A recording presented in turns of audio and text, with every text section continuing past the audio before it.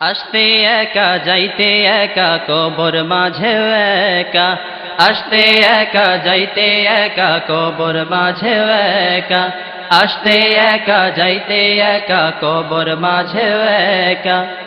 কেন মিথ্যে আশায়, কেন মিথ্যে আশায় শূন্য থালায় ভিক্ষা মেগে খাও ধোকা, আসতে একা যাইতে একা কবর মাঝে একা, আসতে একা যাইতে একা কবর। আল্লাহ পাক বলছেন, লাইন শাকারতুম লাযীদান্নাকুম, বান্দা আমার নিয়ামতের শুকরিয়া যদি আদা করো আমি তোমার নিয়ামত দ্বিগুণ করে দেব। মারহাবা বলেন। ওয়ালা ইন কাফারতুম, যদি কুফরি আচরণ করো, আমার নিয়ামতের শুকরিয়া আদায় না করো, ইন্না আযাবিলা শাদীদ, বান্দা জেনে রাখো আমি আল্লাহ তোমাকে শাস্তি দিব। নাউযুবিল্লাহ বলেন। আমরা আল্লাহর নিয়ামত চাই না গজব চাই? জোরে বলেন, নিয়ামত চাই না গজব চাই? নিয়াত করেছি এমন একটি বিষয়ে আলোচনা করব, এমন একটি স্থান সম্পর্কে আলোচনা করব, সারা পৃথিবীর খবর মানুষের মুহূর্তের মধ্যে আমরা জানতে পারি। কথা বলেন ঠিক কিনা? Internet, mobile, fax, email, computer, আধুনিক যুগ, সবকিছু এখন মানুষের হাতের মুঠে। কথা বলেন ঠিক কিনা? কবি কাজী নজরুল ইসলাম বলেছিলেন, দেখবো আমি বিশ্বটারে আপন হাতের মুঠোর পড়ে। কবিদের কি কল্পনা বাস্তবে রূপ নিয়েছে, আলহামদুলিল্লাহ বলেন। ওই সময়ে mobile, computer, telephone, fax, email কিছুই ছিল। সেই সময়ের কথা কবি নজরুল বলেছেন, দেখবো আমি বিশ্বটারে আপন হাতের মুঠোর পড়ে। সুবহানাল্লাহ। আজকে তার কথা বাস্তবায়ন হয়েছে, বাস্তবে রূপ নিয়েছে। কথা বলেন ঠিক কিনা? স্ক্রিন টাচ মোবাইল দেখেন, মানুষ আস্তে করে একটা ঠোকা দেয় আর যা দেখতে মন চায় সেটাই সামনে সামনে সঙ্গে সঙ্গে ভেসে আসে। কি কল্পনা করেছিলেন তিনি, আজকে সেই কল্পনার বাস্তব রূপ নিয়েছে। কিন্তু আমার কথা হলো, সারে জাহানের, সারা পৃথিবীর খবর আমরা মুহূর্তের মধ্যে ঘরে বসে জানতে পারি, মোবাইল, টেলিফোন, ফ্যাক্স, ইমেইল, টেলিভিশনের মাধ্যমে। কিন্তু আপনার আমার পাশে, ঘরের পাশে, বাঁধঝাড়ে, পুকুর পাড়ে, নদীর বাঁকে ছোট্ট একটা জায়গা, 3.5 ফুট মাটির নিচে, যার নাম কবর। ওই কবরের খবর কারো জানা আছে? জোরে বলেন, আছে? সেই কবরে আমাদের যাওয়া লাগবে কিনা? আল্লাহ রাব্বুল আলামিন বলেন, কুল্লু নাফসিন যায়িকাতুল মাউতি সুম্মা ইলাইনা তুরজাউন। আল্লাহু আকবার। কুল্লু নাফসিন যায়িকাতুল মাউত, যার নফস, আত্মা আছে, তার একদিন মউত হবে। এ কথা কে বলছেন? সুম্মা ইলাইনা তুরজাউন, অতঃপর আমার কাছে ফিরে আসতে হবে। সুতরাং কবরে যে আপনাকে আমাকে একদিন যাওয়া লাগবে এই সম্পর্কে কোনো সন্দেহ আছে? নাই। আমি পর্যায়ক্রমে আলোচনা করব। সম্মানিত হাজিরিন, যে কথা বলছিলাম, যেটা তাফসিরুল কোরআনের মাহফিল, কোরআন থেকে কথা হবে। কথা বলেন ঠিক কিনা? কোরআন যিনি পড়েন তিনি মুমিন। সুবহানাল্লাহ বলেন। কোরআন যিনি শোনেন তিনিও মুমিন।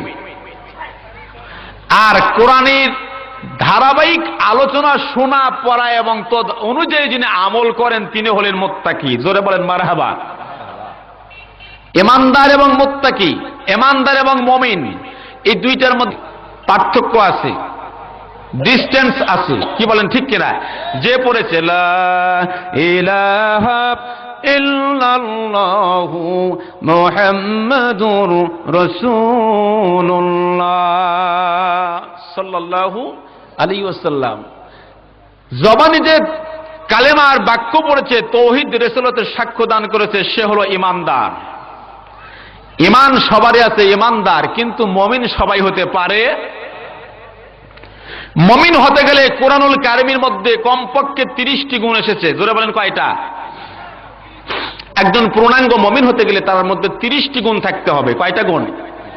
আমি আপনাদের সামনে এখন একটা আয়াতে কারিমা তেলাওয়াত করব। এই আয়াতের মধ্যে আছে মাত্র 3টি গুণ। জোরে বলেন কয়টা? 3টা। কোরআনুল কারীমের 9 পারা সূরা আনফাল আয়াত শরীফ নম্বর 2। আমার সঙ্গে পড়েন, বিসমিল্লাহির রহমানির রহিম।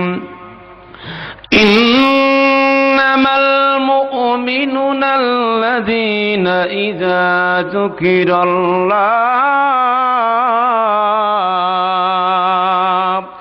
وجلت قلوبهم وإذا تليت عليهم آياته زادتهم إيمانا وعلى ربهم يتوكلون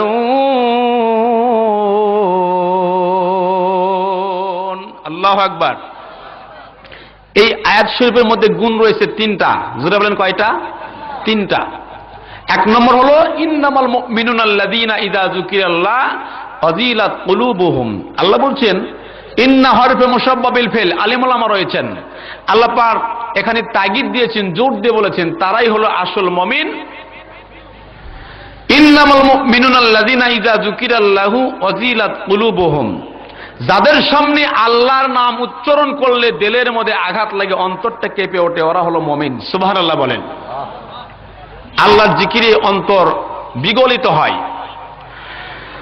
وَإِذَا تُلِيَتْ عَلَيْهِمْ آيَاتُهُ زَادَتْهُمْ إِيمَانًا وَعَلَى رَبِّهِمْ يَتَوَكَّلُونَ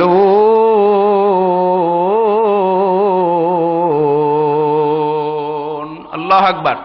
দুই নম্বর হলো ওয়াইযা তুলিয়াত আলাইহিম আয়াতুহু, ওই সমস্ত বান্দারা মুমিন যাদের সামনে কোরআনের আয়াত, কোরআনের নিদর্শন তেলাওয়াত করলে যাদাতুহুম ঈমানা, তাদের ঈমানটা বৃদ্ধি পায়। সুবহানাল্লাহ বলেন। তাফসীরের মধ্যে মুফাসসিরিন আল্লামা সানাউল্লাহ পানিপতি রাহমাতুল্লাহি আলাই উনি বলেছেন যাদাতুহুম ঈমানা, এর তিনি ব্যাখ্যা করেছেন আলাদাভাবে। তিনি বলেছেন মানুষের ঈমান বাড়েও না কমেও না। যাদাতুহুম ঈমানা শব্দ দিয়ে উনি বুঝাইছেন যে মানুষের ঈমান আগের চাইতে কোরআন শোনার পরে আগের চাইতেই মজবুত হয়। চিৎকার দিয়ে বলেন সুবহানাল্লাহ। আর তিন নম্বর গুণ হলো মুমিন সর্ব অবস্থায় ভরসা করবে কার উপরে? জোরে বলেন কার উপরে? وعلى ربهم يتوكلون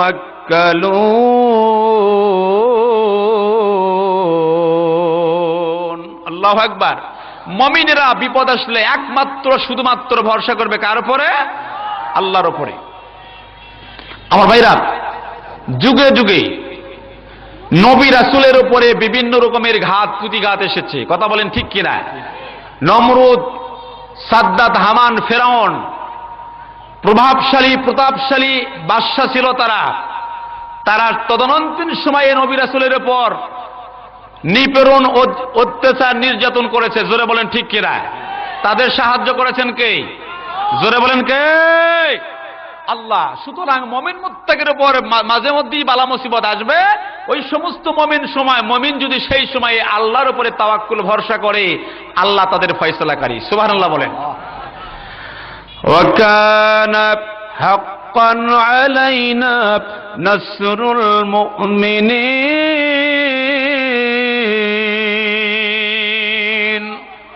আল্লাহ বলছেন মুমিনেরা একমাত্র যখন ভরসা করে আল্লাহর উপরে, আল্লাহ পাক তাদের উপর মদদ দেন, আল্লাহ পাক তাদের সাহায্য করা আল্লাহর উপরে ওয়াজিব হয়ে যায়। চিৎকার দিয়ে বলেন সুবহানাল্লাহ।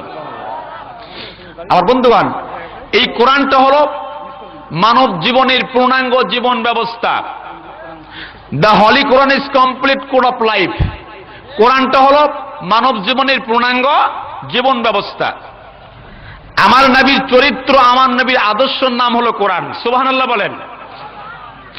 আল্লাহ রাসূল যখন ইন্তিকাল করলেন, সাহাবাই আজমাইন তারা রাসূলকে হারায়া বড় অসহায় হয়ে পড়লেন। রাসূলের পবিত্র জবানে সুন্দর সুন্দর কথা শুনতেন, কোরআন তেলাওয়াত শুনতেন, হাদিস শুনতেন। হুজুর যখন তাদেরকে ছেড়ে মদিনার মাটিতে শুয়ে পড়লেন, ইন্তিকাল করলেন, ওই সময় সাহাবাই কেরাম বড় মর্মাহত, শোকাহত। আম্মাজান আয়েশা সিদ্দিকার কাছে তারা হাজির হলেন।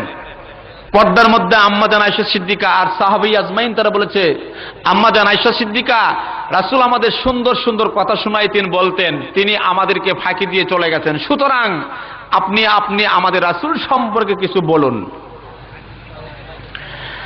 আম্মাজান আয়েশা সিদ্দিকা ডাকতে বলে, ও নবীর সাহাবীরা রে, তোমরা কি কোরআন শরীফ পড়ো নাই?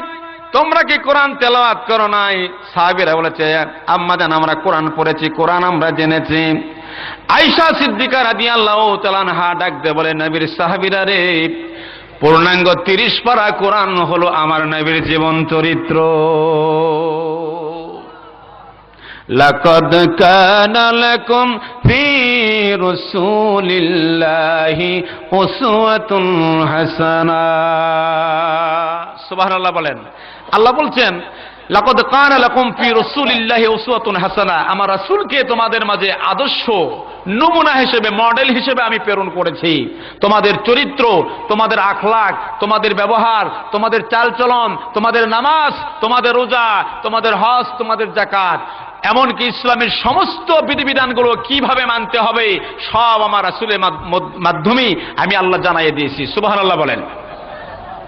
সুতরাং কোরআনটা হলো আমার নবীর চরিত্র, কোরআনটা হলো আমার নবীর চরিত্র। ইন্নাকা লা আলা খুলুকিন আযীম। আল্লাহ বলছেন, রাসূল গো, আমার হাবিব, আমি আপনাকে সবচেয়ে উত্তম চরিত্রের অধিকারী বানাইছি। জোরে বলেন সুবহানাল্লাহ। 29 পারা সূরা কলমের 4 নম্বর আয়াত। আল্লাহ বলছেন, আমার নবীকে যে চরিত্র দান করেছি, এই চরিত্রে চরিত্রবান আমি এর আগে বা এর পরেও, আগেও কাউকে দান করিনি, পরেও কাউকে দান করব। আমার নবী হলেন আদর্শের নেতা। আমার নবী কি নেতা? জোরে বলেন, কি নেতা? আদর্শের নেতা। সেই আদর্শে অনুপ্রাণিত হয়ে, সেই আদর্শে আদর্শবান হয়ে সাহাবায়ে কেরাম, তারা রাসূলের উত্তরসূরি, খোলাফায়ে রাশিদিন, সাহাবাই, তাবেঈ, তাবেঈন, আইমায়ে মুজতাহিদিন, যত আলিম ওলামা, হক্কানি ওলি আউলিয়া, সব আমার নবীর আদর্শে অনুপ্রাণিত হয়ে তারা আদর্শবান হয়েছে। জোরে বলেন ঠিক কিনা? আমার ভাইরা, আমার নবীর চরিত্রটা কেমন ছিল? ওয়ারফা'না লাকা যিকরাক। আল্লাহ বলছেন, হে রাসূল, আমি আপনাকে সমুন্নত করেছি। সব নবী, সব রাসূল, পৃথিবীর সমস্ত মানুষের চাইতে আমি আপনাকে সবার উপরে রেখেছি। জোরে বলেন সুবহানাল্লাহ। আমার নবীর চরিত্রটা কেমন ছিল? আম্মা জান আয়েশা সিদ্দিকা বলছেন যে আমার নবীর চরিত্র হলো পুরোটা 30 পারা কোরআন। সেই আদর্শে আদর্শবান হয়ে সাহাবায়ে কেরাম আমার নবীর আদর্শে তারা আদর্শবান হয়েছেন। কি বলেন ঠিক কিনা? খলিফাতুল মুসলিমিন, the second caliph of Islam, মুসলিম জাহানের দ্বিতীয় খলিফার নাম কি? হযরতে ওমর ফারুক। বলেন না কি নাম? ওমর ফারুক রাদিয়াল্লাহু তাআলা আনহু। তার জীবন পড়েন। আমার নবীর আদর্শটা তার ভিতরে কেমন ছিল? যখন তিনি মুসলিম জাহানের দ্বিতীয় খলিফা হলেন, ইসলামের দ্বিতীয় খলিফা, অর্ধ জাহানের প্রেসিডেন্ট হযরত ওমর ফারুক, সারাদিন তিনি রাজত্ব করতেন, সারাদিন মানুষের বিচার আচারে কার্যে ব্যস্ত থাকতেন। আবার রাত যখন ঘনিয়ে আসতো, সারা রাত ঘুম পাড়তেন না। জোরে বলেন সুবহানাল্লাহ। ঘুম পাড়তেন না। কোন নৈশ প্রহরী, নাইট গার্ডের প্রয়োজন হতো না। সারাদিন তিনি রাজ্য পরিচালনা করতেন। আবার রাত্রি একটা উন্মুক্ত তলোয়ার নিয়ে ছদ্মবেশ ধারণ করে তিনি মানুষের খোঁজখবর নিয়ে ঘুরে ঘুরে বেড়াতেন। জোরে বলেন সুবহানাল্লাহ। ওমর ফারুক রাদিয়াল্লাহু তাআলা আনহু একদিন তিনি রাতের অন্ধকারে মুখের মধ্যে চাদর মুড়ি দিয়ে তিনি নৈশ প্রহরীরা, নাইট গার্ডের ডিউটি যারা পালন করতেছে তাদের সামনে দিয়ে চাদরটা মুড়ি দিয়ে তিনি তাদের কাজ পাশ দিয়ে যাচ্ছিলেন।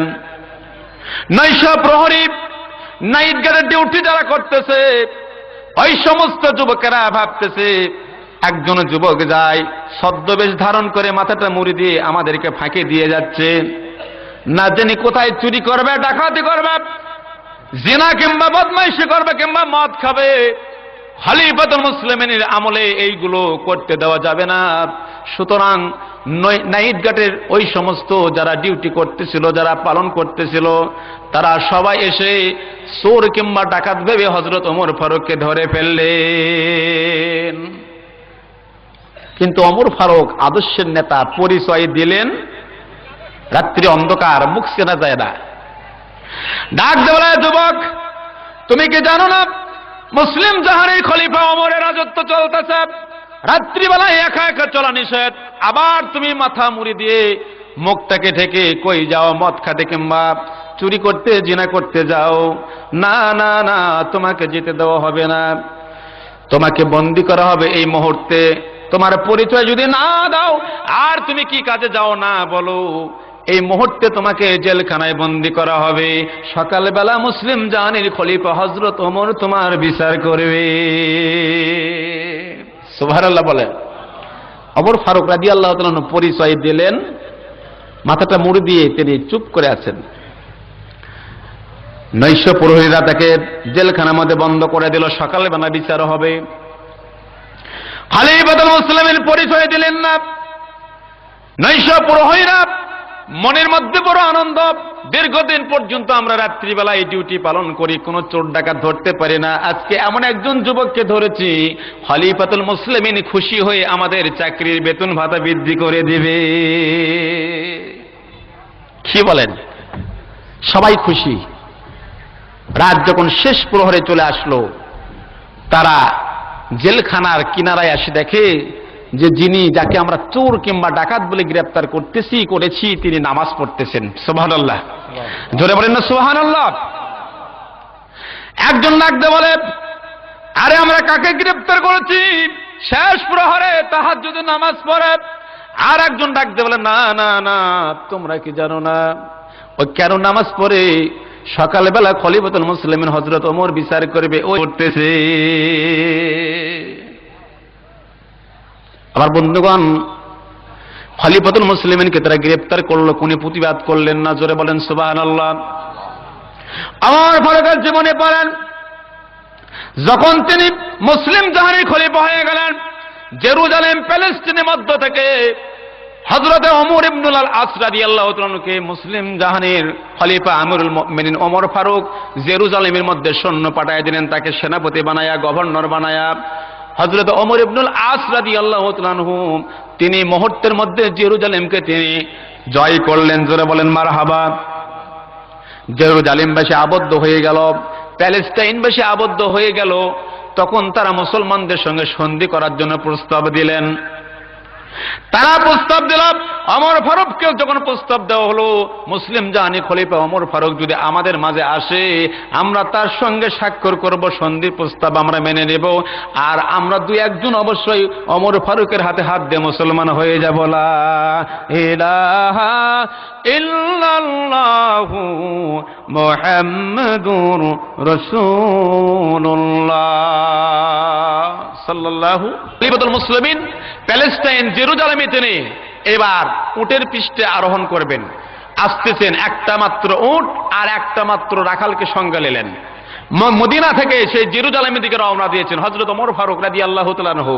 খেয়াল করেন কি আদর্শের নেতা ছিলেন, কি আদর্শবান মানুষ ছিলেন তিনি।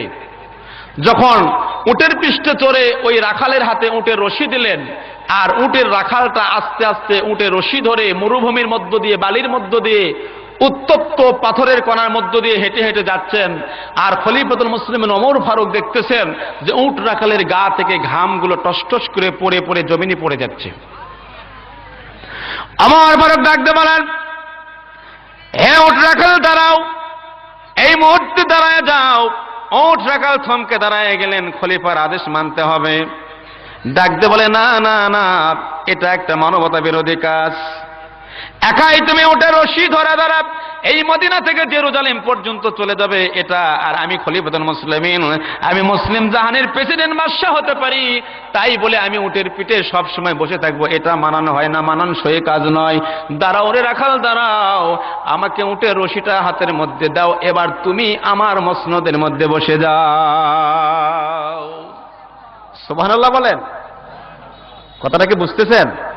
মুসলিম জাহানের প্রেসিডেন্ট, অর্ধ জাহানের প্রেসিডেন্ট যিনি, তার উটের মসনদে, উটের সিংহাসন, উটের পরে যেখানে যিনি বসেছিলেন সেই জায়গাতে রাখালকে বসাচ্ছেন। সুবহানাল্লাহ বলেন। এমন আদর্শের নেতাকে পৃথিবীতে আছে? জোরে বলেন আছে। উট রাখাল চোখের পানিগুলো ছেড়া দিয়ে কাঁদতেছে, হাই রে হাই, কেমন করে আমি প্রেসিডেন্ট ওমর ফারুকের মসনদের মধ্যে তার আসনের মধ্যে বসবো, এটা বেয়াদবি, একটা বেমানান কাজ। না না না, এটা আমার জন্য শোভনীয় নয়। ওমর ফারুক ডাকতে বলে, না না, আমি যা বলছি তাই করতে হবে। হযরত ওমর ফারুক এইবার উঠ থেকে লাফ দিয়ে জমিনের মধ্যে পড়লেন, লাফিয়ে পড়লেন এবং উটের রাখালকে তিনি ওমর ফারুকের সিংহাসনের মধ্যে বসাইয়া দিলেন। জোরে বলেন মারহাবা। হযরত ওমর ফারুক এবার উটের রশি ধরে ধরে বালির মধ্য দিয়ে তিনি রওনা দিয়েছেন। গায়ের রং ফর্সা মানুষ, বালির মধ্য দিয়ে, গরম বালির মধ্য দিয়ে ওমর ফারুক তিনি রশি ধরে ধরে যাচ্ছেন, আর তার গা থেকে টস করে ঘামগুলো জমিনের মধ্যে পড়ে যাচ্ছে। যখন তিনি ক্লান্ত হয়ে গেলেন, উট রাখালকে বললেন, উট রাখাল এবার তুমি নামো, এবার আমাকে উঠতে দাও। হ্যাঁ, উটের রাখাল, এখানেই শেষ নয়, এখান থেকে প্যালেস্টাইন জেরুজালেম অনেক দূরে রাস্তা, ফিলিস্তিনে অনেক দূরে রাস্তা, এইবারই শেষ নয়। যখন তুমি ক্লান্ত হবে আমি তখন উটে রশি ধরবো, আমি যখন ক্লান্ত হব তুমি তখন উটে রশি ধরবে। এইভাবে আস্তে আস্তে পালা বদল করে করে আমরা ফিলিস্তিনে পৌঁছে যাব। জোরে বলেন সুবহানাল্লাহ।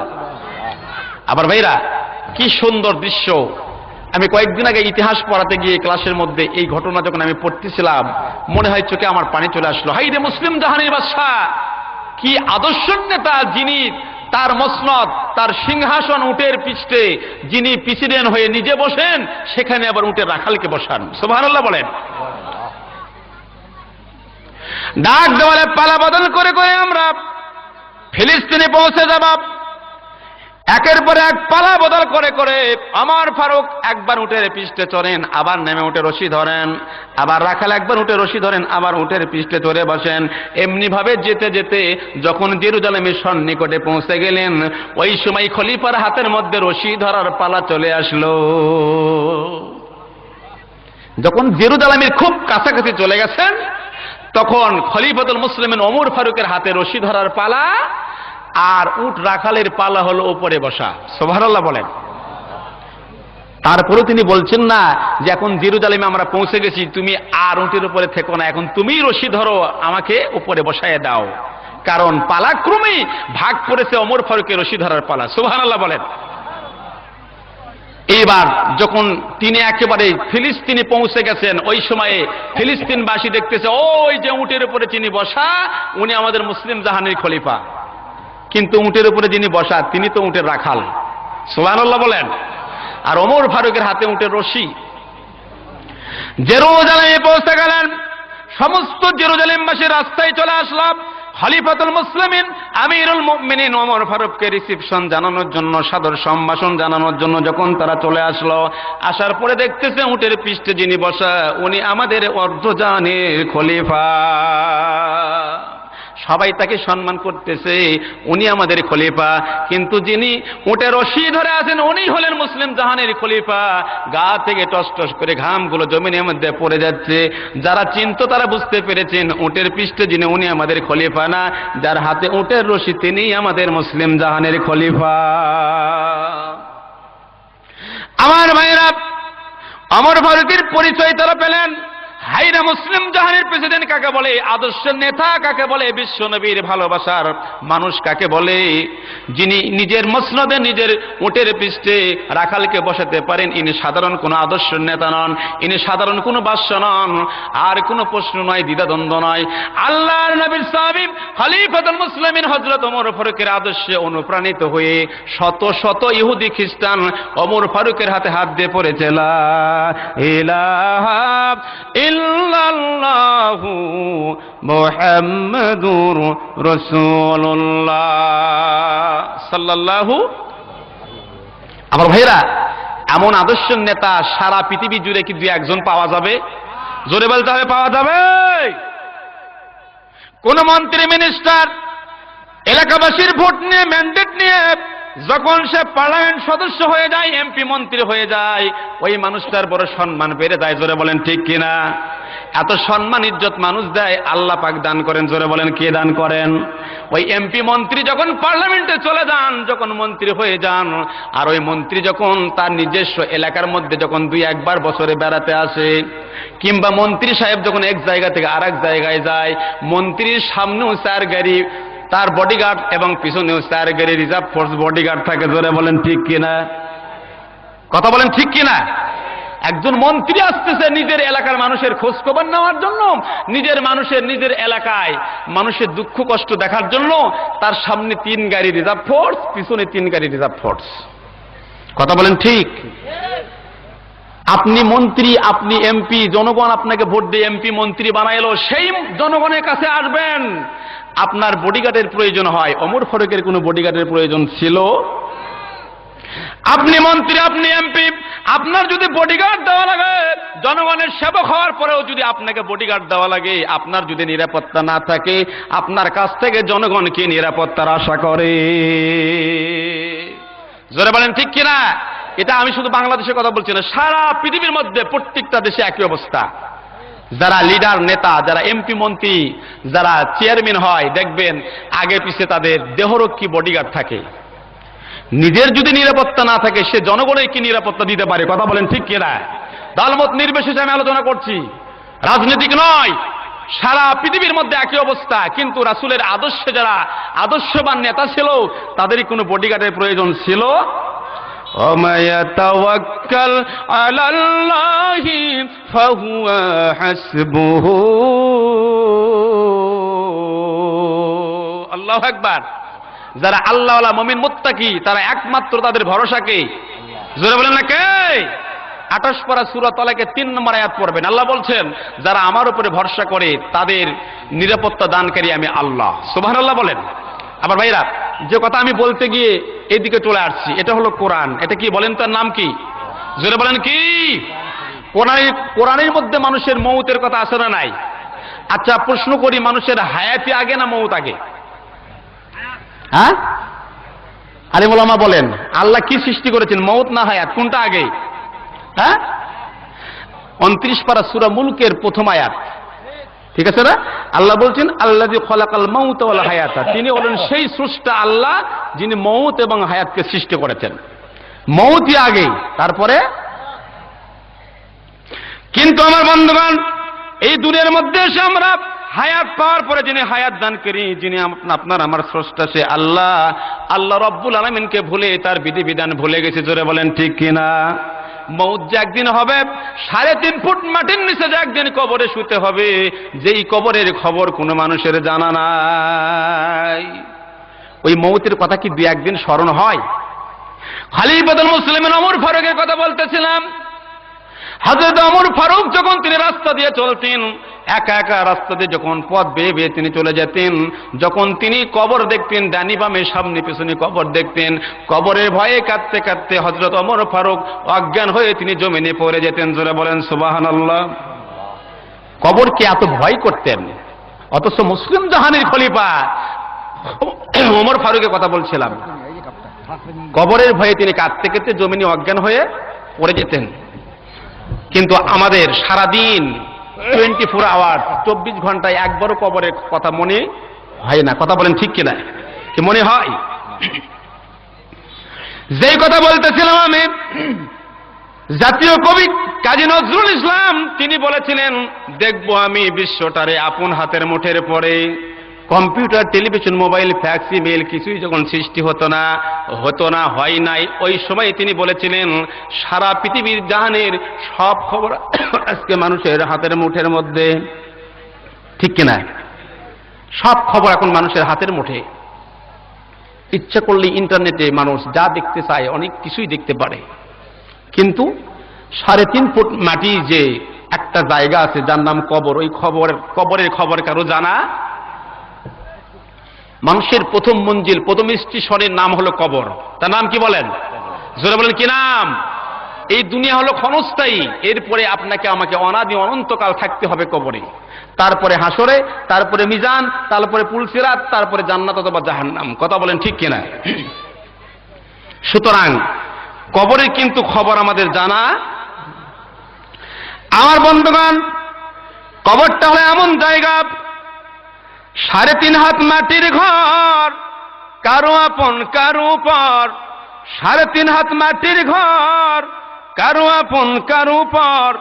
কারো হবে ফুলেরই বাগান, কারো বা হবে জাহান্নাম। ঠিক কিনা? কারোর জন্য ফুলের বাগান হবে, আবার কারোর জন্য জাহান্নামের টুকরা হবে। ওই কবরে আমল সামান যদি সংগ্রহ করতে পারি তাহলে কবরে শান্তি। কথা বলেন ঠিক কিনা? আম্মা জান খাদিজাতুল কুবরা রাদিয়াল্লাহু তাআলা আনহা কবরের খুব ভয় করতেন। অনেক মা বোনেরা আজকে মাহফিল আসছেন, কবরের ভয় আমাদের থাকা লাগবে কিনা? আমার নবীকে ডাক দিয়ে বলছেন, ইয়া রাসূলুল্লাহ, হাবিবাল্লাহ, আমি খাদিজাতুল কুবরা যেদিন ইন্তিকাল করব, আমার 3টি দাবি, আমার 3টি ওসিয়ত আপনার উপরে। কয়টা? জোরে বলেন কয়টা? আমার নবী ডাক দিয়ে বলে, খাদিজা, আমার জন্য তুমি তোমার সমস্ত সম্পদগুলো উৎসর্গ করে দিয়েছো, সারা জীবন আমার পদতলে তুমি সবকিছু উৎসর্গ করে দিয়েছো। খাদিজা, তোমার কি আবদার, আপত্তি আছে আমার কাছে বলো। ডাক দেওয়া, রাসূলুল্লাহ, আমার ইন্তিকালের পরে আপনি 3টি কাজ করবেন। বিশ্ব নবী গো, আপনার কাছে আমার একটা আবদার, এটাই হলো আমার সবচেয়ে বড় চাওয়া পাওয়া। ডাক দিয়ে বলে, রাসূলুল্লাহ, হাবিবাল্লাহ, আমি খাদিজাতুল কুবরা যেদিন ইন্তিকাল করব, বিশ্ব নবী গো, নতুন কোনো বাজারের কাপড় নয়, আপনার পুরাতন জামা দিয়ে, আপনার গায়ের কাপড় দিয়ে আমার কাফন পরায়া দেবেন। আমার কাফনের কাফন যেন আপনার গায়ের পুরনো জামা দ্বারা হয়। ইয়া রাসূলুল্লাহ, হাবিবাল্লাহ, আমার 2 নম্বর আবদার হলো বিশ্বনবী নিজে আপনি আমার জানাজা করবেন। 3 নম্বর আমার নিবেদন হলো, ইয়া রাসূলুল্লাহ, ইয়া হাবিবাল্লাহ, মুনকার নাকির যখন কবরের মধ্যে প্রশ্ন জবাব করবে, প্রশ্ন দেবে, প্রশ্ন করবে আমাকে, ইয়া রাসূলুল্লাহ, হাবিবাল্লাহ, মুনকার নাকিরের প্রশ্নের জবাব না দেওয়া পর্যন্ত আপনি আমার কবরের পাশে বসে থাকবেন। সুবহানাল্লাহ। কয়টা কাজ? এই 3টি আবদার আপনি আমার জন্য রাখবেন কিনা ইয়া রাসূলুল্লাহ? আল্লাহ রাসূল ডাক দিয়ে বলেন, হে খাদিজা, তুমি আমার জন্য যা কিছু করেছো, এই 3টি কাজ আমি করব, তোমাকে ওয়াদা দিলাম। সুবহানাল্লাহ। আম্মা জান খাদিজাতুল কুবরা ইন্তিকাল করলেন। আমার নবী তার পরনের পুরানো জামা দিয়ে খাদিজাতুল কুবরার তিনি কাফন পরাইয়া দিলেন, নিজে জানাজা করলেন। এরপরে কবরের মধ্যে শোয়া দেওয়া হলো। সমস্ত সাহাবীরা তারা দূরে অবস্থান করলেন, আর আমার নবী খাদিজাতুল কুবরার পাশে বসে বসে চোখের পানিগুলো ছেড়ে দিয়ে কাঁদতেছেন। প্রশ্নের জবাব মুনকার নাকির কি করবে, আমার নবী তার পাশে বসে আছেন। আমার বন্ধুগণ, খাদিজাতুল কুবরা রাদিয়াল্লাহু তাআলা আনহা এইবার তিনি মুনকার নাকিরের অপেক্ষায়, আমার নবী বসে আছেন। মুনকার নাকির খাদিজার কবরে কি প্রশ্ন করবে এই চিন্তায় তিনি চিন্তিত হয়ে আছেন। খাদিজাতুল কুবরা তিনি তাকে ওসিয়ত করেছেন, ওসিয়ত মানার জন্য বসে আছেন। আল্লাহ রাব্বুল আলামিন ডাকতে বলে, জিবরাইল রে, ও জিবরাইল, এই মুহূর্তে আমার নবীর কাছে যাও রে জিবরাইল, যাও, আমার হাবিবকে তুমি বলে দাও, আমার হাবিব যেন খাদিজার কবরের পাশে বসে না থাকে। আমার হাবিবকে এই মুহূর্তে কবরের কাছ থেকে চলে যেতে বলো। আমার হাবিব খাদিজাতুল কুবরার প্রশ্নের জবাবের জন্য বসে থাকে। জিবরাইল রে, আমার হাবিবকে বলে দাও, খাদিজাতুল কুবরার প্রশ্নের জবাব, মুনকার নাকিরের প্রশ্নের জবাব দেওয়ার জন্য আমি আল্লাহই যথেষ্ট হয়ে গেলাম। খাদিজাতুল কুবরার প্রশ্নের জবাব আমি আল্লাহ নিজেই দিব। সুবহানাল্লাহ বলেন। নেককার, পরেজগার, আল্লাহওয়ালা, মুমিন, মুত্তাকি, রাসূলের প্রেমিক, আল্লাহ পাক তার উপর কি রাজি খুশি ছিলেন। সুবহানাল্লাহ বলেন। আমার বন্ধুগণ, ওই কবরে আপনাকে আমাকে একদিন শুতে হবে। কবরটা কিসের ঘর? মাটির ঘর। কিসের ঘর? জোরে বলেন, কিসের ঘর? আর ওই কবর যে শুতে হবে, সন্দেহের অবকাশ। কবর কাউকে খাতির করবে? আম্মা জান ফাতিমাতুজ জোহরা রাদিয়াল্লাহু তাআলা আনহা যেদিন ইন্তিকাল করবেন, ইন্তিকাল করলেন। ইন্তিকাল করার আগে তিনি ওসিয়ত করলেন হযরত আলীকে, প্রাণের স্বামী আমার, আমি ফাতেমা যেদিন ইন্তিকাল করব, বেশি মানুষকে খবর দেওয়ার দরকার নাই জানাজার জন্য, যত তাড়াতাড়ি পারবেন আমার দাফন করবেন। প্রাণের স্বামী আমার, আমি ফাতেমার ওসিয়ত হলো খুব অল্প সংখ্যক লোক নিয়ে আপনি জানাজা করবেন। তাই করা হলো। হযরত আলী অল্প সংখ্যক লোকদের জানাজা করলেন, কবরে নিয়ে গেলেন। কবরের মধ্যে শোয়ানো হবে হযরত আবু যর গিফারি রাদিয়াল্লাহু তাআলা আনহু, তিনি আমার নবীর সাহাবী। ডাক দিয়ে বলতেছে, কবরকে সম্বোধন করে ডাক দিয়ে বলতেছে, হে কবর, আমি নবীর সাহাবী আবু যার গিফারি তোমাকে বলতেছি রে কবর, ও কবর হুঁশিয়ার হয়ে যাও, বি কেয়ারফুল, সাবধান। কবর রে, এতদিন মানুষ তোমার মধ্যে বিভিন্ন মানুষ শুয়েছে, কিন্তু আজকে এমন একজন মহামানবী তোমার মধ্যে শোয়ানো হবে, যিনি হলেন হযরতে শেরে খোদা আলী মুর্তজা আসাদুল্লাহিল গালিব, হযরত আলীর স্ত্রী। খবরদার তার সঙ্গে যেন বেয়াদবি করো না। কবরের কোনো জবাব আসলো না। হযরত আবু যর গিফারি ডাকতে বলে, কবর রে, আজকে তোমার মধ্যে এমন এক আল্লাহর বান্দিকে শোয়ানো হবে, যিনি সাইয়েদে সাবাবে আহলিল জান্নাত, সমস্ত যুবকদের যিনি সর্দার। ইমাম হাসান এবং হোসেনের মা ফাতেমাকে শোয়ানো হবে, বেয়াদবি করো না। হ্যাঁ কবর, তোমার মধ্যে এমন একজন বান্দিকে শোয়ানো হবে, যিনি হলেন সাইয়েদাতুন নিসাই আহলিল জান্নাহ রাদিয়াল্লাহু তাআলা আনহা, সমস্ত জান্নাতের নারীদের সর্দারিনী হবে যিনি ফাতিমা। ওই ফাতিমাকে তোমার কবরের মধ্যে শোয়ানো হবে, বেয়াদবি যেন করো না। হ্যাঁ কবর, আজকে এমন একজন মহামানবীকে তোমার মধ্যে শোয়ানো হবে, যিনি হলেন সর্বকালের সর্বশ্রেষ্ঠ নবী, সমস্ত নবীদের নবী, ইমামুল মুরসালিন, খাতামুন নবীন, সাইয়্যিদুল মুরসালিন, রাহমাতুল লিল আলামিন, বিশ্ব নবীর কলিজার টুকরা ফাতেমাকে তোমার মধ্যে শোয়ানো হবে, বেয়াদবি যেন করো না। কবর থেকে গায়েবী আওয়াজ ভেসে আসলাম, ডাক দিয়ে বলে, হে আবু যর গিফারি রে, আমাকে হুঁশিয়ার করে সাবধান করে লাভ হবে না। আমার নাম হলো কবর, আমি অন্ধকার ঘর, সব বিচ্ছুর ঘর। আমি এমন একটি ঘর, যেই ঘরে কোনো সাথী নাই, যেই ঘরে কোনো বাতি নাই। আমি এমন একটি ঘর, এই ঘরের মধ্যে যে আসবে, আমল যদি ভালো হয়, আমি কবর তার সঙ্গে ভালো ব্যবহার করব, আর আমল যদি খারাপ হয়, আমি কবর তার জন্য যথেষ্ট হয়ে যাব। আমি তার ডান পাজরের হাড় বাম পাজরে প্রবেশ করাইয়া দেব, বাম পাজরের হাড় ডান পাজরে প্রবেশ করাইয়া দেব, এমন জোরে আঘাত দিব, ওই বান্দা জীবনে এত আঘাত পৃথিবীর জমিনে কোনোদিন সহ্য করতে পারে না। আমার ভাইরা, এই জন্য ওই কবরের সামানা, কবরের আমল আমাদের করার দরকার আছে কিনা? জোরে বলেন, আছে কিনা? এর জন্য আমাদের মানতে হবে কি? আল কোরআন। জোরে বলেন, কি মানতে হবে? আমার নবীর আদর্শ মানতে হবে। আমার নবীর চরিত্রটা কেমন ছিল? ইন্নাকা লাআলা খুলুকিন আযীম। আমার নবীর চরিত্র আল্লাহ পাক সর্বোত্তম চরিত্রের অধিকারী বানাইছে। জোরে বলেন, ঠিক কিনা?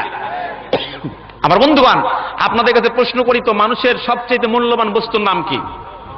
চরিত্র। আলহামদুলিল্লাহ, একটু জোরে বলে আলহামদুলিল্লাহ।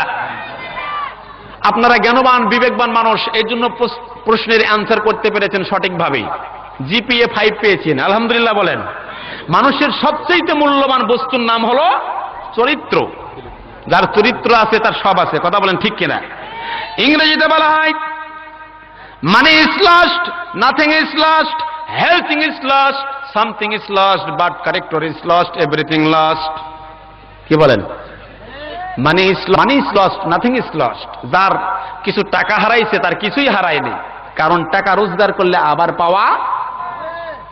Health is lost, something is lost. যার অসুখ বিসুখে স্বাস্থ্যহানি হয়েছে তার কিছু একটা হারাইছে। But character is lost, everything lost. যার চরিত্রে একবার পদস্খলন হয়েছে তার সব। কথা বলেন, ঠিক কিনা? চরিত্রবান ব্যক্তি জেনে, চরিত্রবান মানুষ জেনে, নারী হোক আর পুরুষ হোক, যার চরিত্র ভালো তাকে সবাই ভালোবাসে, ঠিক কিনা? Everybody loves a good boy, but nobody believes a liar. Everybody loves a good man, but nobody believes a liar. চরিত্রবান মানুষ, পুরুষ হোক আর নারী হোক, যার চরিত্র ভালো আছে সবাই তাকে ভালোবাসে। বাট নোবডি বিলিভস লায়ার, মিথ্যাবাদীকে কেউ কোনোদিন বিশ্বাস করে না।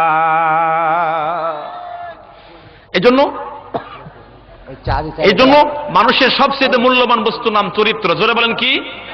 জোরে বলতে হবে কি? চরিত্র। যার চরিত্র ভালো তার সব ভালো। আমার নবীর চরিত্রটা এমন ছিল, এমন চরিত্রে আদর্শবান তিনি ছিলেন, যখন কোন নবুয়তী পাননি, বয়স্কও হননি, বয়োজ্যেষ্ঠ হননি, খুব ছোটবেলা, তখন থেকেই মানুষ তার চরিত্রে আদর্শবান দেখে মানুষও আদর্শবান হয়েছে। তার চরিত্রে অনুপ্রাণিত হয়ে মক্কার কাফের মুশরিক, ইহুদি, খ্রিস্টান না ছাড়া সব সম্প্রদায়ের লোকে তাকে ভালোবেসে নাম দিয়েছে আল আমিন। কথা বলেন, ঠিক কিনা? একটু মহব্বতে জিকির করেন, লা ইলাহা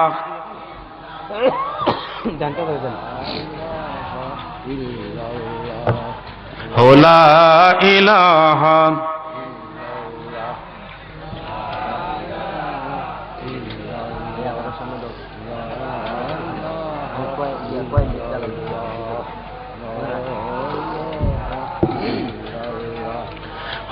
লা ইলাহা, একটু জিকির করেন আল্লাহ আল্লাহ আল্লাহ আল্লাহ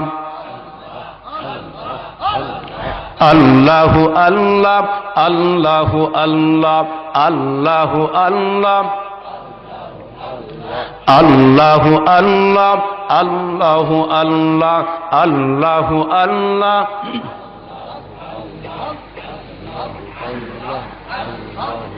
তুমি কাউরে বানাইলা কালিমুল্লাহ, কাউরে বানাইলা রুহুল্লাহ, তুমি কাউরে বানাইলা কালিমুল্লাহ, কাউরে বানাইলা রুহুল্লাহ। আমার নূর নবীজি কমলিওয়ালা, আমার নূর নবীজি কমলিওয়ালা। আল্লাহু আল্লাহ আল্লাহু আল্লাহ আল্লাহু আল্লাহ। কাউরে বানাইলা গাড়িওয়ালা, কাউরে বানাইলা বাড়িওয়ালা, তুমি কাউরে বানাইলা গাড়িওয়ালা, কাউরে বানাইলা বাড়িওয়ালা। আমার নূর নবীজি মদিনাওয়ালা, আমার নূর নবীজি মদিনাওয়ালা। আল্লাহু আল্লাহ আল্লাহু আল্লাহ।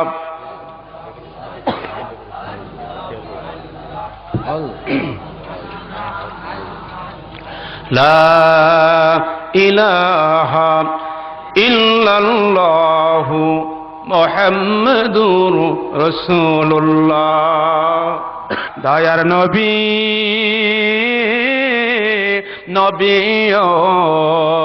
আপনি আমার জীবনের জীবন। বলেন দয়ার নবী নবী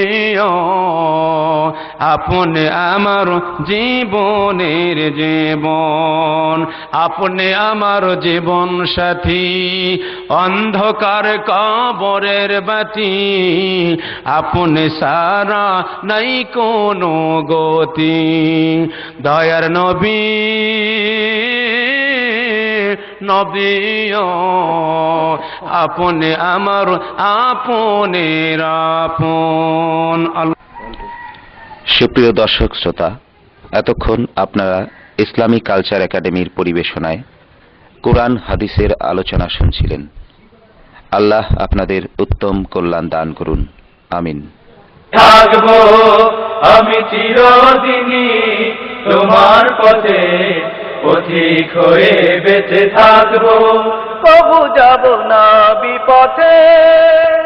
যে থাকলা নীলাঞ্চনা পেতে হয়, আমি চিরদিনই তোমার পথে, পথিক হয়ে বেঁচে থাকবো, আমি চিরদিনই তোমার পথে, পথিক হয়ে বেঁচে থাকবো, কবু যাব না বিপথে। যে থাকলা নীলাঞ্চনা